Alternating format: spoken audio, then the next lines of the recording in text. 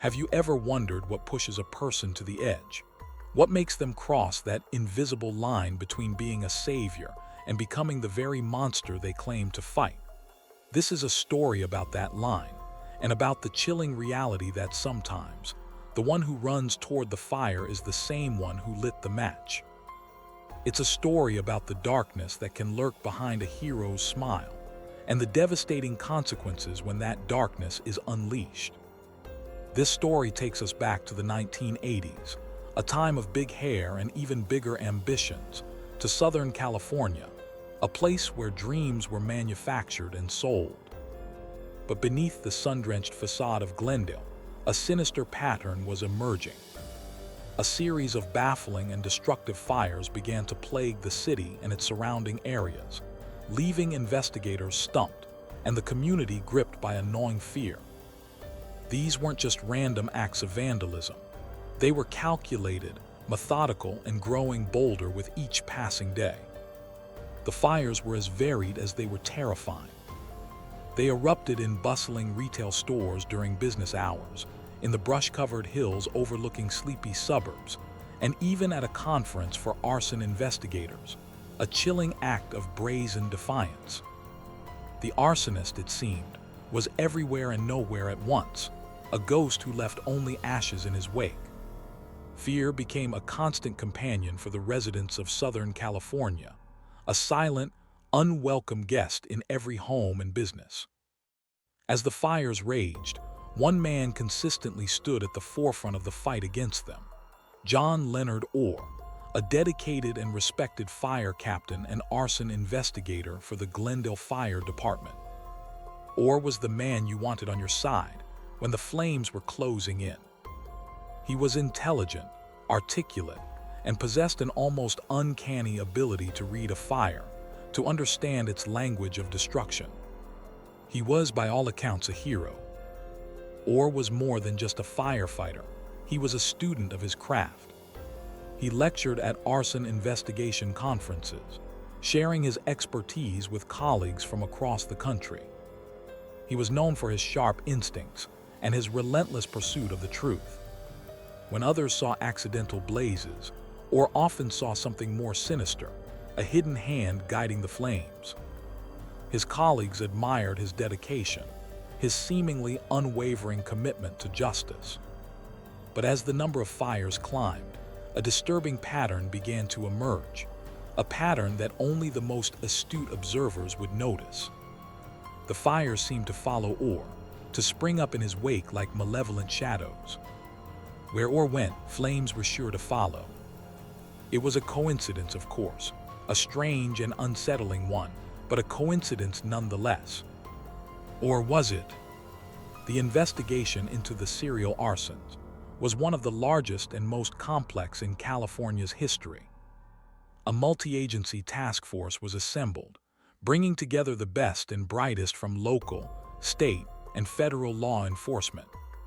They pored over evidence, interviewed witnesses, and chased down every lead, no matter how slim. But the arsonist was always one step ahead, a phantom who seemed to anticipate their every move. The pressure on the task force was immense. The media dubbed the elusive arsonist the Pillow Pyro, a nod to the fact that many of the fires were set in the bedding and linen sections of department stores.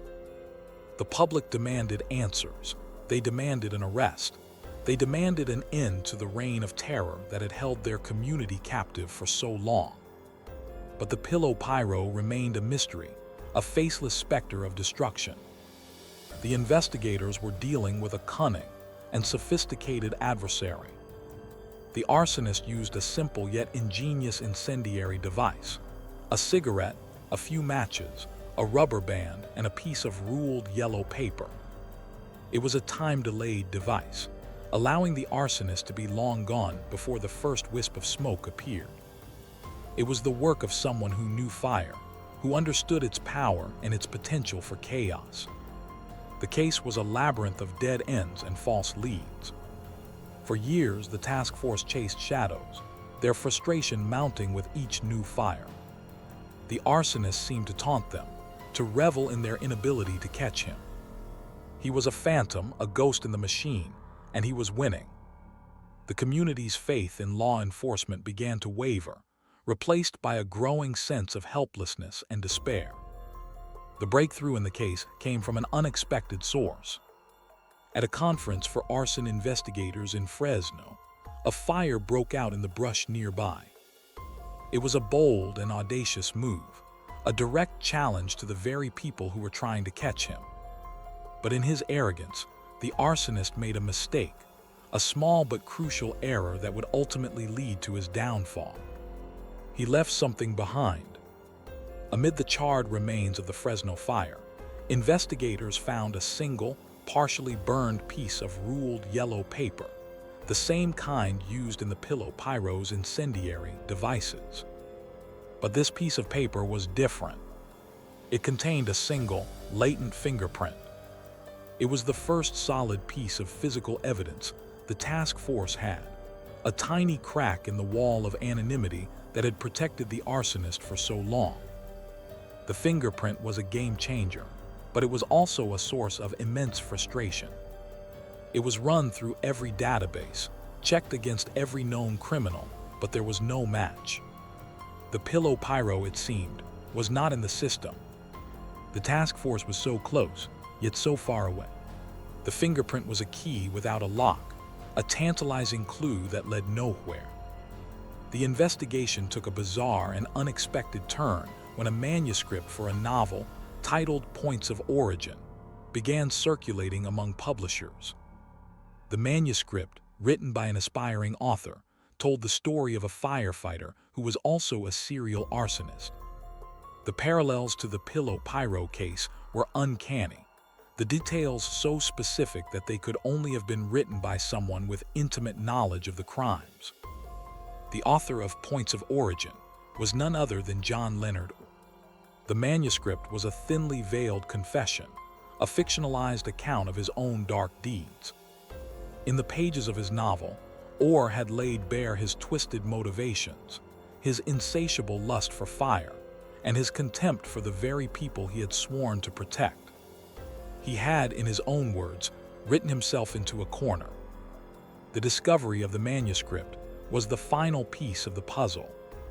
The fingerprint from the Fresno fire was re-examined and compared to Orr's. It was a perfect match. The hero of Glendale, the man who had dedicated his life to fighting fires, was the Pillow Pyro. The rescuer was the cause of the disaster. The truth was as shocking as it was undeniable. The arrest of John Orr sent shockwaves through the firefighting community and the city of Glendale. People were stunned, they were horrified, they were betrayed. The man they had hailed as a hero was a monster, a wolf in sheep's clothing. The sense of betrayal was palpable, a bitter pill to swallow for a community that had placed its trust in him. The trial of John Orr was a media circus. The prosecution laid out its case with meticulous detail, presenting a mountain of evidence that pointed to Orr's guilt. They painted a picture of a man driven by a twisted hero complex, a man who created chaos so that he could be the one to restore order, a man who set fires so that he could be the one to extinguish them. Orr's defense team argued that he was a victim of circumstance, that the evidence was circumstantial, and that the manuscript was a work of fiction, nothing more.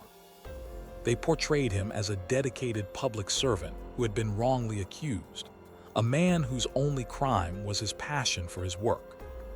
But the evidence was overwhelming, the parallels between his life and his art too numerous to ignore.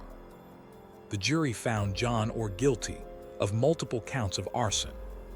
He was later convicted of 4 counts of first-degree murder for a fire at a hardware store in South Pasadena that had claimed the lives of 4 people, including a 2-year-old boy and his grandmother.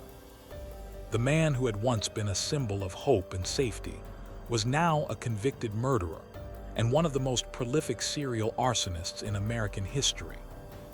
The aftermath of the John Orr case was a time of soul-searching for the firefighting community. How could they have not seen the signs? How could a man who had taken an oath to protect and serve have committed such heinous acts? The case raised uncomfortable questions about the psychological screening of firefighters and the potential for a hero complex to curdle into something far more sinister. The hero complex, also known as hero syndrome, is a psychological phenomenon in which an individual seeks recognition and praise by creating a crisis that they can then resolve. It is often seen in public service professions, such as firefighting, law enforcement, and nursing. While the desire to help others is a noble one, for some, it can become a dangerous and destructive obsession. The case of Richard Angelo, a nurse at a Long Island hospital in the 1980s, is another chilling example of the hero complex gone wrong. Angelo, like Orr, craved the attention and admiration that came with being a hero. He would inject his patients with paralyzing drugs, inducing respiratory distress, so that he could then save them and be lauded for his quick thinking and medical expertise. But Angelo's rescues often failed. Many of his patients died before he could intervene. He was eventually caught after a patient who survived his injection was able to identify him. Angelo was convicted of murder and is believed to be responsible for the deaths of at least 10 patients. His case, like Orr's, serves as a stark reminder of the dark side of the hero complex. Then there was Thomas Sweat, a serial arsonist who terrorized the Washington, D.C. area for over 2 decades. Sweat, a former fast food worker, set over 350 fires, many of them in occupied homes, resulting in the deaths of several people. His motivations were complex, a twisted mix of a desire for revenge and a yearning for the attention that came with the chaos he created.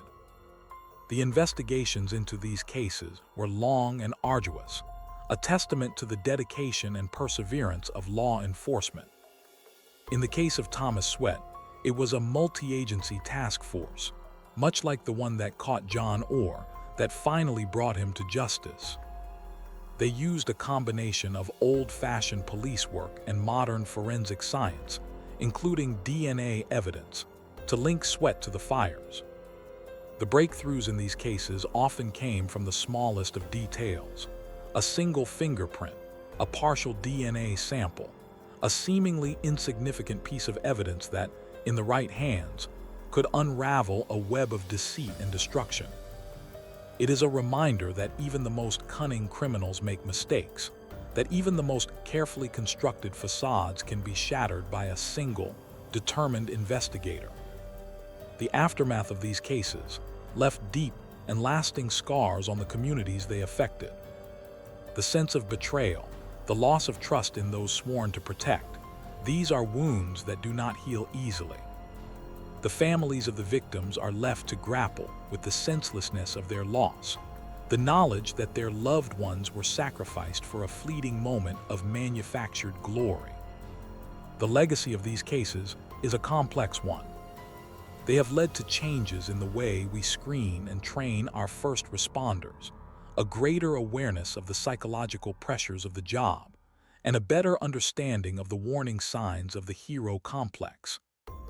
They have also served as a cautionary tale, a reminder that the line between hero and villain is sometimes terrifyingly thin.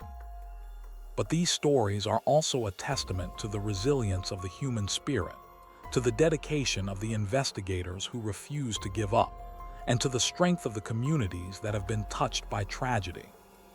They are a reminder that even in the face of unspeakable darkness, there is still hope, there is still justice, and there is still the unwavering belief that good will ultimately triumph over evil. The stories of John Orr, Richard Angelo, and Thomas Sweat are not just tales of crime and punishment. They are explorations of the human psyche, of the complex and often contradictory motivations that drive us. They force us to confront uncomfortable truths about ourselves, about our society, and about the nature of heroism itself. What makes a hero? Is it the act of saving a life, or is it the intention behind the act? Can a person be both a hero and a villain? These are the questions that linger long after the flames have been extinguished and the headlines have faded. They are the questions that haunt us, that challenge us, and that ultimately define us. The hero complex is not just a psychological phenomenon. It is a story that has been told and retold throughout human history, in our myths, in our legends, and in the dark and twisted annals of true crime. It is the story of the fallen angel, the trusted guardian who becomes the ultimate betrayer, the rescuer who causes the very disaster they are meant to prevent. And as we close this chapter, we are left with a final chilling thought. How many other heroes are out there, waiting for their moment to shine, waiting for the perfect crisis to create, the perfect disaster to manufacture?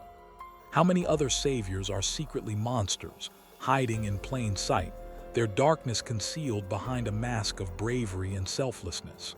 The answer, perhaps, is a mystery that is best left unsolved.